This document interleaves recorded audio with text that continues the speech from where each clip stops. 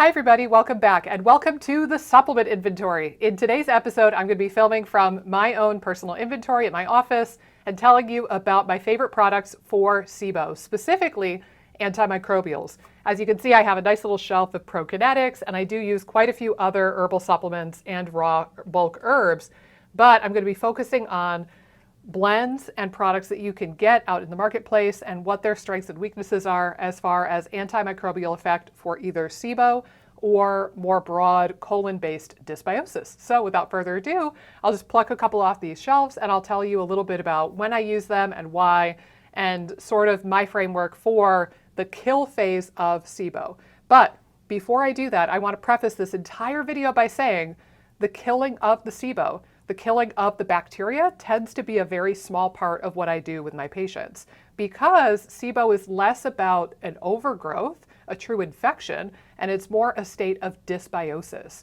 So we don't want to go in with an allopathic kind of conventional setting and think, oh, we have an infection, we just need to kill it, because that usually creates more dysbiosis and more symptoms, and it decimates your diversity. So I want you to just know that this is an important piece of the journey for a lot of people, but it is not the only piece for anybody, and it's something that has to be done with some caution and hopefully some specificity for your case. But nonetheless, let me go ahead and show you a few of my favorites. So first off, this pairing right here, Dysbiocide and FC-Cidal, are probably my absolute top favorite products for small intestinal bacterial overgrowth. I use them quite a lot. I tend to dose them a little bit higher than other folks, which is not typical for me to do. You'll see with some other products that I'll mention.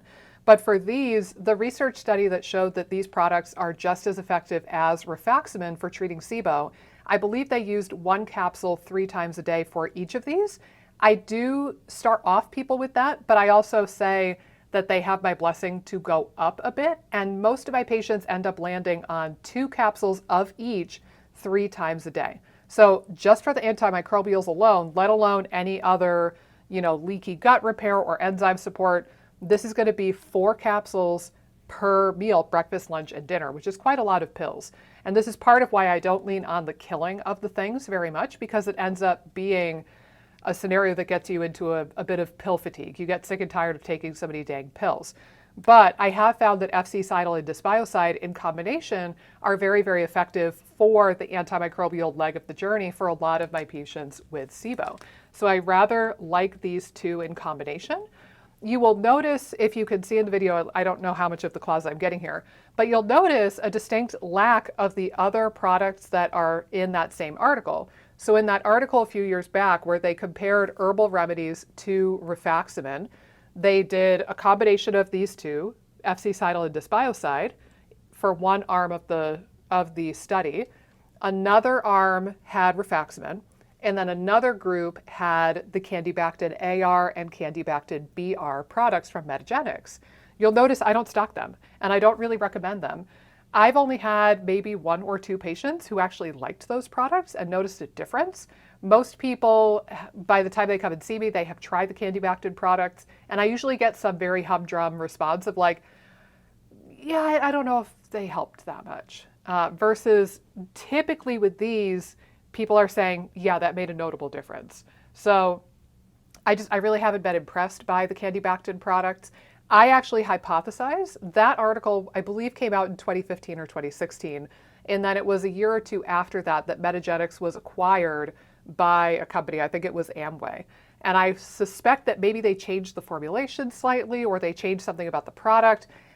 Maybe they don't work as good as they used to. I don't know, but I've just found that not many of my patients have found a benefit in those products, and they are quite a bit more expensive. So I personally don't use the Candibactin AR and BR products for my SIBO patients, because after a few years of trying them out and giving them a go, I just noticed that nobody was impressed. So I wasn't impressed. Another product that I really like for antimicrobial support for SIBO is this oregano, A.D.P from Biotics Research. So the same company that makes FC-Cidal and Dysbiocide. This is a very strong emulsified oregano tablet. So I usually joke with people before I prescribe it. I say, are you okay with the smell of oregano? And when they say yes, I say, what if it's very strong oregano? And if they say okay, and I usually give them a whiff of it before they take it home, if they say okay, then I give them my blessing. ADP is nice because it's emulsified and it's in a tablet. So the idea is it won't just get into your stomach and open up like a standard gel capsule might. It should theoretically get at least part of the way through the intestines and perhaps even reach part of the colon and get that delayed release, as opposed to just opening up in your stomach and oregano in your stomach. So I really like the tableted form. What I will say with this is that it's so strong. I actually don't recommend this product if you have any sort of gastritis or reflux, because it's so strong that it does tend to be a bit irritating to the stomach lining. If you don't have reflux or gastritis, you could use it with absolutely no problem. But if you have a bit of a tendency towards reflux or gastritis or irritation of the upper GI tract, I would probably steer clear of this one because it's just a bit too strong to the point where it could be a bit irritating. But otherwise, I really like that. Whereas Dysbiocide and FC-Cidal, I will use for most cases of SIBO, including hydrogen, methane, hydrogen sulfide. A.D.P. I really think of quite a bit more for my hydrogen sulfide people, because oregano does seem to target those hydrogen sulfide producers a bit more. I will also use something like this, the A.D.P., in cases where somebody has an overgrowth of one of the proteobacteria. So something like Pseudomonas or Klebsiella, I tend to lean a little bit more on oregano in those cases. Now, what I will say too, going back to what I mentioned here, I use FC-Cidal and Dysbiocide at a higher dose than in that research journal typically, but I tend to dose this more conservatively than some other famous SIBO clinicians, namely Alison Seebecker. Her protocol, I believe if I remember correctly, is 5 tablets of A.D.P. 3 times a day for the span of a couple of days, and then she'll bump you down to 3 tablets 3 times a day. That's just way too much, in my opinion. You don't need to go in guns blazing quite that aggressively, and I really, really worry that if you do that, this is a strong enough product that you're going to decimate your good microbes and you're going to really mess with the ecology and the environment in your gut. So for this product, I'm usually dosing 1 or 2 tablets 2 or 3 times a day, kind of dependent on how the person is feeling, and I usually have people gradually increase the dose rather than starting them off at the full dose, whatever that full dose might be. So A.D.P., a little bit of caution if you have stomach irritation issues, a little bit of caution because some of the other people out there, I think, are dosing it way, way, way too strongly, but it is a really good product and I use it quite a bit. Another surprising antimicrobial angle that you can work off of, particularly for SIBO, where you want to inhibit the bad bacteria, but you don't want to wipe out the good bacteria. And ideally, you want to have some balance between nurturing the good guys and inhibiting the bad guys.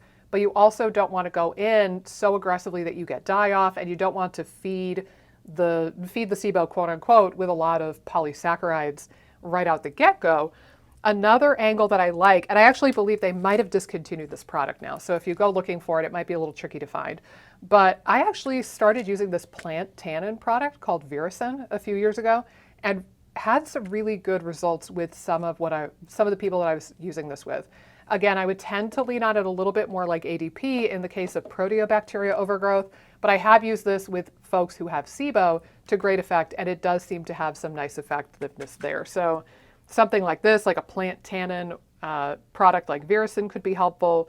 I actually use polyphenols. We actually just recorded an episode of the podcast not that long ago. It should be coming out in the next few weeks all about polyphenols. But grapeseed extract or grapeseed polyphenols can be beneficial too. I really like this one from Protocol for Life Balance, and I'll dose this at 1 capsule 2 or 3 times a day typically, like 1 at each meal is most frequently what I'll use. And it seems that polyphenols have a light inhibitory effect against bad microbes and has a nutritive or nurturing effect for good bacteria like Bifidobacterium and Akkermansia. So you get a little bit of both worlds here, which is kind of nice. Moving down my little shelf here, we've got probiotics. As we've talked about in other videos, probiotics can have a prokinetic or an antimicrobial effect in addition to replenishing good microbes. So that kind of falls into that umbrella as well. This is only a fraction of what I recommend for probiotics. That could be another topic for another video.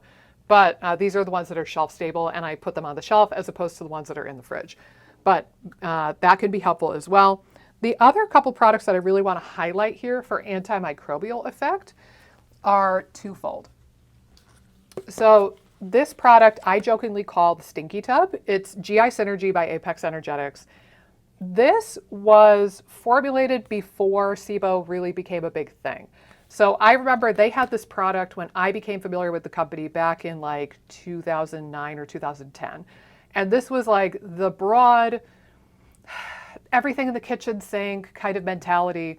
Like, hey, you have dysbiosis, cool, just take this product. In my opinion, this is a little bit, how do I put this politely? Because I do like this product and I really like the company. It's a little willy-nilly for my liking, in the sense that like telling somebody, okay, you have dysbiosis, here's a product for dysbiosis. The way my brain works and the way I approach this clinically is, okay, sure, but like, can we explore that more? Do you have dysbiosis because you have too many proteobacteria? Do you have dysbiosis in the form of SIBO? Do you have yeast? Do you have parasites? Do you have an overgrowth of Klebsiella? Do you have an overgrowth of E. coli? Usually dysbiosis can be targeted more specifically if you get some decent stool testing or SIBO testing or both under your belt. So I don't really like the idea of a company having a big, broad dysbiosis product without a lot of specificity for the type of dysbiosis that you have. That being said, it still is a pretty good product, and what I do like about it is for people who maybe don't have the budget to do a lot of testing, and we can't get a lot of detailed stool testing, or for people whose lab results just don't seem to fit the clinical picture, sometimes I'll go for this one because it is a very broad kitchen sinky kind of formula. What it is, when you open it up, and God, do these reek to the high heavens, is these little, horrible for the environment, little packets of stinkiness. And it's got 3 capsules per packet. One of them is their product for yeast. One of them is a product that was formulated for H. pylori. And one is a product that was formulated to be anti-parasitic. So you basically get the trifecta of anti-yeast, anti-parasitic, and antibacterial with an emphasis on H. pylori, all in one big shebang. And then you would dose this 1 packet 3 times a day, typically if you're going on a kill phase. So being it that I already said, I'm not really a big fan of like just chuck the same formula at every case of dysbiosis. It seems very not personalized and therefore maybe not as effective of an option. I have had some patients that really did well on this, whereas maybe the other antimicrobials didn't have quite the effect that they were going for. And we felt like we needed to add more, right? So this can be a good product for some people. It's not the first one I go to. Most frequently, I will start people with just like a broad SIBO dysbiosis kind of condition. If I'm not going in specifically against one particular bacteria, I'm going to more so lean on something like Dysbiocide and FC-Cidal or tannins or something like that, as opposed to going in with this big honkin' formula. But it can be helpful. It's another one that I do use. It wasn't formulated specifically for SIBO, but it does seem to work for a lot of cases of SIBO, and this is one of the antimicrobials that I do use here. So this is another one that's worth your consideration. I'm going to do a different video on yeast in a similar format to today's, but just for what it's worth, I'm going to lightly touch on biofilm disruption. This is another topic for another video perhaps, but similarly, biofilm disruption is a very, very, very small component of what I do with people. Not all of my SIBO patients need to disrupt biofilms. I think that there's a lot that we don't know about biofilms still, so I'm very cautious with that idea. But sometimes they can have antimicrobial action in addition to biofilm disrupting action, and that's worth exploring. So one product that I like for a myriad of conditions is MONOLAURIN. This is just one of the brand names, LACTOFERRIN. I tend to like this one just because it's really easy to dose really precisely because there are these little teeny weeny pellets. So I can have somebody start with literally 1 or 2 pellets per dose and then gradually work their way up. And I like that about this particular product. It's not in a capsule, so it's very easy to meter out the dose. But LACTOFERRIN or a MONOLAURIN product would have potential biofilm disrupting effects. It does have some anti-candida effectiveness to it, and it does have some antimicrobial affinity, particularly, it's not really useful as an antiparasitic as far as I can tell, but it does have some effectiveness, particularly against gram-positive bacteria. So, you know, it's worth your consideration for bacteria. I don't think it's as effective for bacterial overgrowth. I really think that this one shines more so when you have yeast as an underlying problem with the SIBO. But for what it's worth, LACTOFERRIN or MONOLAURIN can be useful for some people as well. And then my other couple of biofilm disruptors, I'll just make mention of right here. The two that I tend to use most frequently are this biofilm phase 2 product. This is the one that I lean on a lot when there's hydrogen sulfide-based dysbiosis, or if somebody tells me that something like Pepto-Bismol has been really helpful for them. So Pepto-Bismol is named because it has bismuth in it, and similarly, this biofilm disruptor has some bismuth in it, and that's one of the main active ingredients. So it's bismuth, alpha-lipoic acid, and a little bit of black cumin seed oil. So this is a nice one for hydrogen sulfide overgrowth. It can possibly be helpful for methane. I have actually seen it work reasonably well for some people with hydrogen-based overgrowth of SIBO, but I tend to think of this first and foremost if there's hydrogen sulfide afoot. So I really like this bismuth product. The other one that I do use sometimes is LACTOFERRIN. So it's this little tiny bottle from Ecological Formulas. This is mostly known as a biofilm disruptor, but it has some antimicrobial effectiveness, particularly against proteobacteria. So similarly, things like Pseudomonas, Klebsiella, E. coli, bacteria in that phylum tend to be at least moderately susceptible to lactoferrin, and that is something that you might explore. However, lactoferrin is derived from dairy. I don't think it's going to be highly allergenic, so somebody with like a sensitivity or lactose intolerance should be fine taking this. But if you have a dairy allergy, an anaphylactic life-threatening allergy, I would not recommend lactoferrin just out of an abundance of caution. So for what it's worth, I do think that that's worth noting, but it can be a helpful product.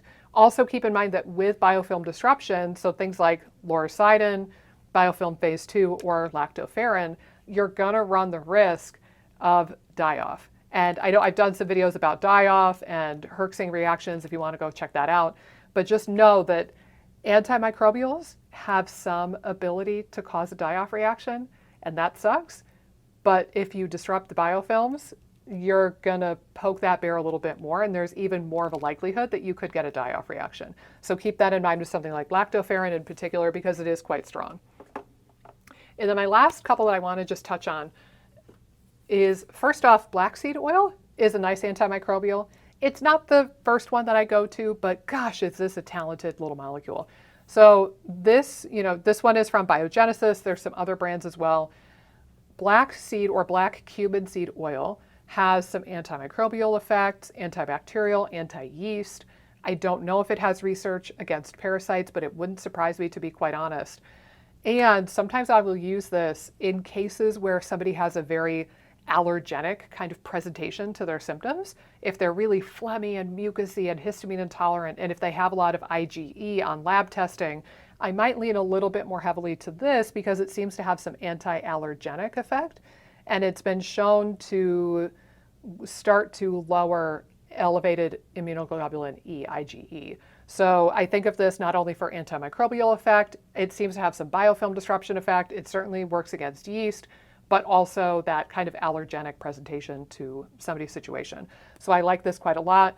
Oftentimes what I will have people do when I send them home with this, let me see if my mic will travel with me here. Oh shoot, hold on, got it. All right, reached it, success.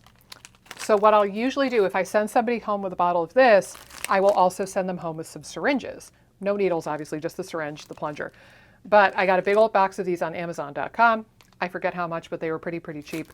And what you could do is you can use a syringe, put it in the bottle, suck up however much you need for your dose, and then squirt it in your mouth, and you save it and you keep reusing that. So for this, I will oftentimes have people dose around 5 milliliters or maybe 10 tops, a couple of times a day. So, that would be equivalent to about a teaspoon, or you could suck it up with the syringe and really meter it out very precisely, especially if you want to go up gradually from like 1 ml to 2 to 3 to 4 to 5. That's usually why I send people home with that syringe. But blackseed oil is also a very talented antimicrobial, and its active constituents seem to do more than just antimicrobial stuff, which is really nice.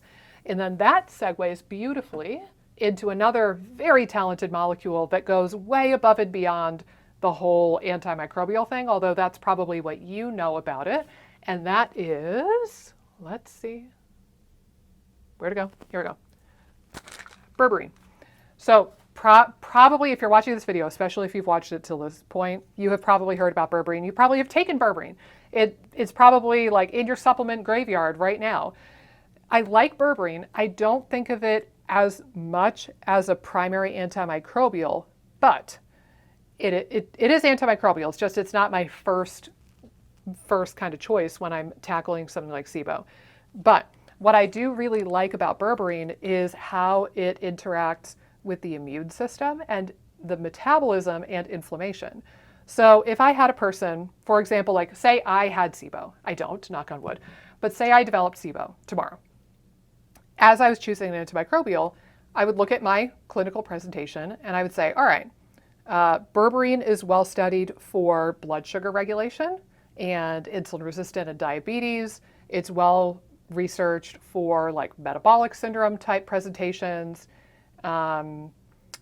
It also helps balance the immune system a bit, and it helps boost Th1 activity a bit and suppress that allergenic side of the immune system. So I would look to me as somebody who does not have insulin resistance, I don't have diabetes, I'm not particularly overweight, and I don't have a very strong allergenic presentation to my symptoms. And I might think, I don't know if I need to go the route of berberine because I don't need to tap into those other talents that it has. So I might choose something like FC-Cidal and Dysbiocide or GI Synergy or A.D.P. Versus if I had a patient who came in and they had SIBO and they were all also overweight or obese, pre-diabetic or diabetic, high blood pressure, central obesity, some sort of presentation going along with metabolic syndrome, or I had a patient who had SIBO and they also had a lot of histamine intolerant symptoms and their white blood cell count on the CBC looks all sort of wackadoo, and like a lot of eosinophils and low monocytes, and their immune system looks like it's a train wreck, and like they have high IgE or high histamine on testing, or if they have mast cell disease, I would probably lean towards berberine as a part of the antimicrobial for that person, because I know that berberine helps rebalance the immune system when it is swinging towards that Th2 dominance and that histamine kind of presentation. And it helps with blood sugar regulation and metabolism and the inflammation that goes along with metabolic syndrome. So those are the two kinds of people that I would think more strongly about berberine for. But as far as like using berberine for hydrogen or hydrogen sulfide or methane-based SIBO, I consider that a little bit less strongly than the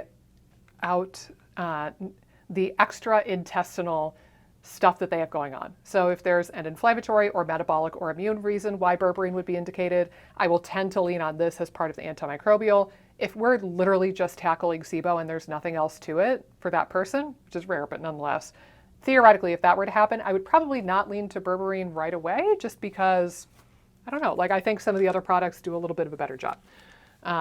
So that's my one hesitation with berberine specifically. Let me just do a quick scan because I did not plan this video as much as I could have. I think that's pretty much it for this conversation for the moment. A lot of the other stuff I have organized, a lot of my antimicrobials I keep over here, but berberine I keep with my more immunomodulatory stuff because I think of it a little bit more strongly in that regard.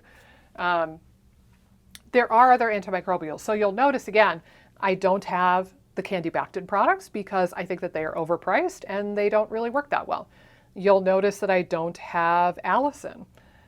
I just don't find it as super useful. Sometimes when I want somebody to take allicin, I will have them purchase it online, but I don't use it regularly enough in my clinical practice that I stock it 24/7. because realistically, like, it cost me money to keep this stuff on the shelf. So I need to be mindful of the products that I actually use a lot of, and I can move the inventory and turn it over before things expire versus items that I might only prescribe once or twice a year. So Allison, sometimes I will prescribe, oftentimes I will not. But if I do, I just have people buy that elsewhere because I don't go through it enough to merit stocking it here in my inventory. And then things like neem, sometimes I will carry neem, sometimes I won't. It kind of depends, but I don't use a ton of neem. And I don't necessarily use a ton of triphala. I don't think a lot of people think of triphala as an antimicrobial. It's a multi-talented herbal blend. It's 3 herbs all packed together in one. But sometimes I'll use a formula with triphala in it with the intention of it being lightly antimicrobial and microbiome balancing in kind of a broader context. But I do carry triphala. I just don't remember what shelf it's on right now. But yeah, those are probably the biggest antimicrobials. So in summary, the ones that I use the most of are A.D.P. Oregano, FC-Cidal and Dysbiocide, GI Synergy, the big old stinky tub of stuff. I use quite a bit of MONOLAURIN. I use quite a bit of like biofilm disruption in the sense of, BLACKSEED oil or bismuth. I don't use other ones quite as much, but I do carry lactoferrin because occasionally I will use that. And then I like berberine a lot, but I think of it more from the inflammatory and immune balancing and metabolic angle as opposed to exclusively an antimicrobial. But if I have occasion for both of those things, then I will definitely use berberine. And then some of the other products that are pretty famous and out there for SIBO, I just don't really carry. You'll also notice one more, let's see. Oh no, I was gonna lie to you, but I won't. I have a solitary bottle of BIOCIDIN. I don't really think that this is a great antimicrobial. Every now and then I'll use it. The reason why I keep BIOCIDIN around, and usually I don't, so I'm surprised I even have it. The one reason why I tend to keep a little bit of BIOCIDIN around is because the liquid doesn't taste horrible and it works enough that it can be helpful for children. So if anything, I'm using this product for kids. I almost never use BIOCIDIN for adults because I think that the other capsulated products or herbal teas or herbal tinctures work way, way better for adults. So for what it's worth, I do have that BIOCIDIN bottle. When my daughter had a bit of a throat thing and I thought she had strep throat, I did give her BIOCIDIN. But otherwise, I really don't use a lot of BIOCIDIN. I don't think it's a good product. I think it's very overpriced for what it actually contains. So guys, that was it. That was tour numero uno of my supplement inventory. I hope that this was helpful. I hope that it helps give you more context to the antimicrobial part of your SIBO journey. Like I said, this is maybe 10% of the SIBO journey for most of my patients. We need to bring some of the numbers down and work on balancing the ecosystem. But usually the emphasis in my clinical practice is more based on food, prebiotics, probiotics, lifestyle stuff, things like meditation, walking before meals, taking deep breaths before meals. I lean much more heavily on that sort of stuff as opposed to just going in guns a-blazing and killing the SIBO. But it can be a helpful part of your journey and a necessary part of your journey. So I figured I would share some of my favorites, give you at least that backstory. And then I also will put links in the doobly-doo down below where you should be able to source most, if not all, of the products that I talked about today. There's a couple of dispensaries that work directly with the companies and you can get the products safely from there. I don't recommend buying any of these products on Amazon or eBay. Actually, some of these products even will say right on the bottle, not to be sold on Amazon.com. I know Zymogen has that on their label. I think possibly Apex Energetics does. No, they just say to be dispensed by healthcare professionals. But there are some websites like Carewell and Wellevate, which I'll link down below, where you can get quite a few of these products from the manufacturer or from a dispensary that works with the manufacturer. So I'll put that in the links down below. Hey guys, if you like this video, be sure to subscribe, ring the bell, click the like button, and leave a comment down below with the videos that you would like to see me do next. Doing all of those really helps support the channel and support my efforts in making as many videos as possible for you guys. Thanks so much, and I'll see you in the next video.